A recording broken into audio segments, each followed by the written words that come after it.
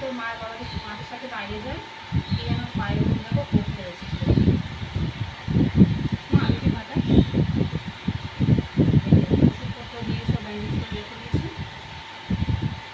কিছু বলার নেই। অসহায় অবলা আছি, তাদেরও ছাড় নেই।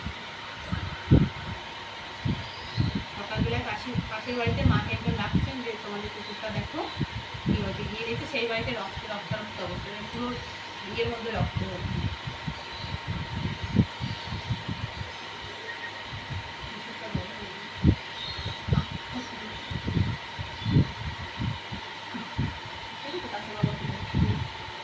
এদেরকে অবস্থা কারো সাথে নেই, পাশে নেই, চিৎকার চেঁচামেচিও করে, সমস্যা।